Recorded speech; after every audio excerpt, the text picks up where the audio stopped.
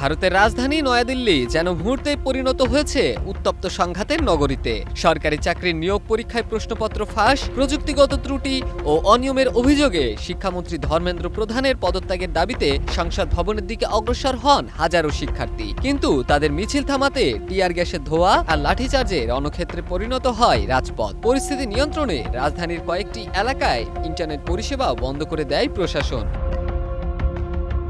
ঘটনার পরই কেন্দ্র সরকারের বিরুদ্ধে সরব হয়েছেন কংগ্রেস নেতা রাহুল গান্ধী। এক ভিডিও বার্তায় তিনি বলেন, শিক্ষার্থীরা কোনো অপরাধী নয়, তারা শুধু নিজেদের ন্যায্য অধিকার দাবি করছে। তাদের উপর টিয়ার গ্যাস ছোড়া ও লাঠিচার্জ গণতন্ত্রের ভাষা নয়, এটি ভারতের সংস্কৃতিও নয়। The boys and girls who are walking the streets of Delhi are not criminals. They are demanding their rights. Their rights are to have an education system that respects them. Rahul গান্ধীর দাবি, ভঙ্গুর শিক্ষা ব্যবস্থা, নিয়োগে অনিয়ম ও বেকারত্বের ক্ষোভ থেকেই তরুণরা রাজপথে নেমেছে। তাই শক্তি প্রয়োগ নয়, শিক্ষার্থীদের দাবি শুনে দ্রুত কার্যকর পদক্ষেপ নেওয়াই সরকারের দায়িত্ব।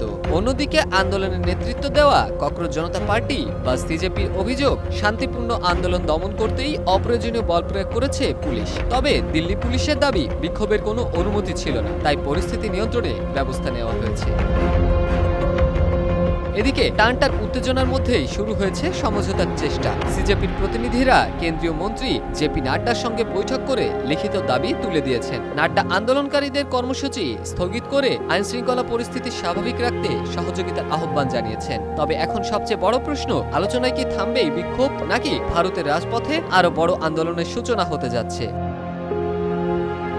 Desk report, one digital desk.